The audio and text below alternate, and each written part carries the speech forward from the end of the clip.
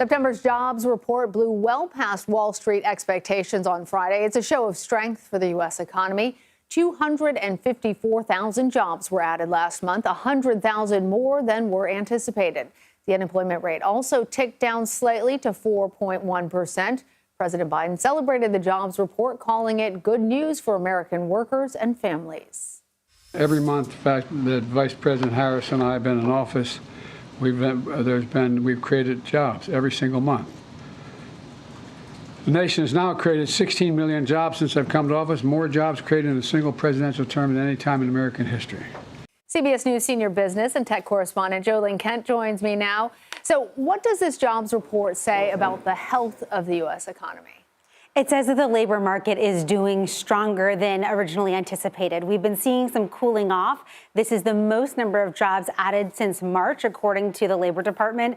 And what we're seeing is growth in hospitality, government jobs, construction, social services. And so we're seeing increases in those areas while we're seeing some decreases in manufacturing and warehousing jobs. But essentially what this means is the economy is doing better from a labor point of view, stronger than expected. It also could then trigger some more good news when it comes to the Federal Reserve meetings in November and December. So let's get into those predictions, Jo Ling. What do you expect we will hear from the Fed when they meet just after the election?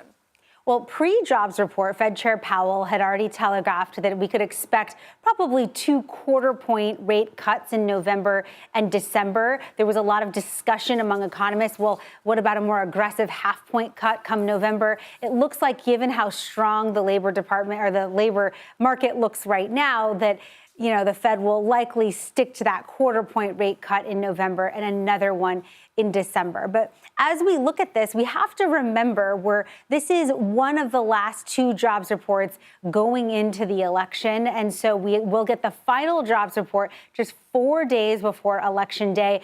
And a lot of people, when they see these numbers, even though it shows that this portion of the economy is doing well, they don't necessarily feel it. That vibe session's still very much real. We've been talking to voters all across the country who say, look, we may see strong government data and good economic data, but we still feel the effects of inflation. And so that's why it's important to also take a look at wage gains. Over the last 12 months, we've seen wages go up by 4%. That's more than expected and outpacing inflation, which at its last reading was up 2.5%, Lana. All right, Jo Ling Kent, thank you.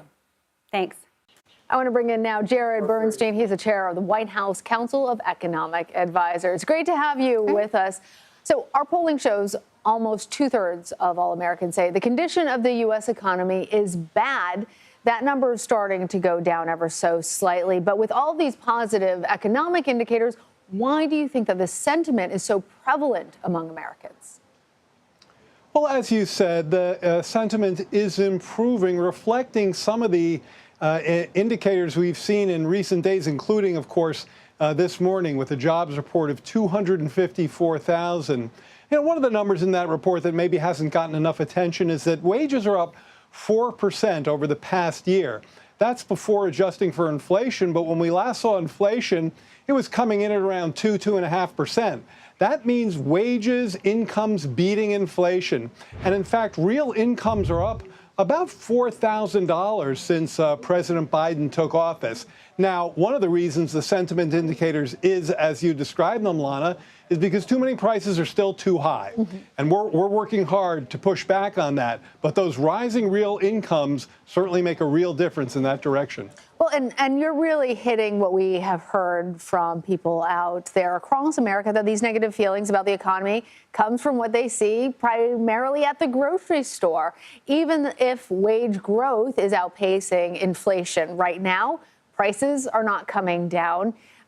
Do you think that there's more that the White House needs to do, that the administration needs to do to try and bring these prices down? Or is that just a sad fact about inflation, that even if you bring the inflation rate down, it doesn't mean that prices are actually lowered?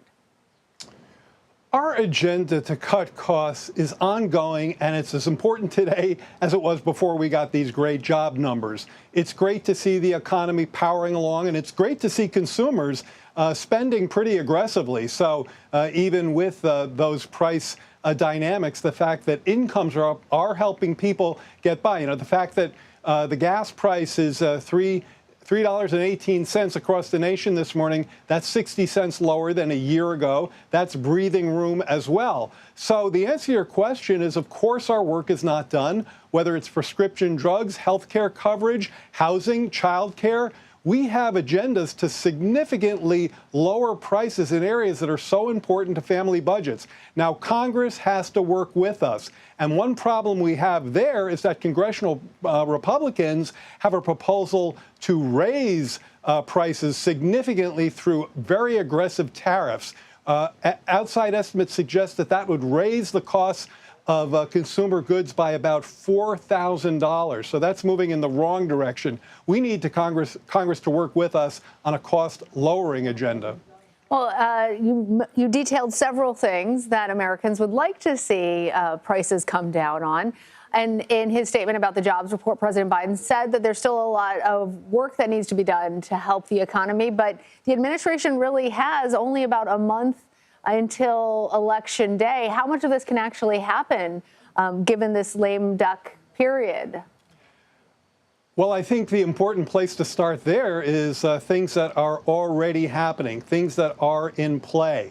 So prescription drugs, this is through the Inflation Reduction Act, which remains the law of the land, even though, as I said, regretfully, there are Republicans who want to repeal that. Well, that's already working to reduce the cost of prescription drugs, to cap out-of-pocket prescription drug spending at $2,000 a year, to keep the price of insulin at $35 a month. Okay, so those are on the books. We have a manufacturing agenda that is building clean energy, building batteries, building electric vehicles. All of that creates more supply. That puts downward pressure on price. Again, these are ongoing measures, and so part of our job is to keep implementing them as long as we're here. And in fact, look, this is legislation should very much outlast us unless those who want to take it back repeal it. All right, Jared Bernstein, chair of the White House Council of Economic Advisors. Thank you. Thank you.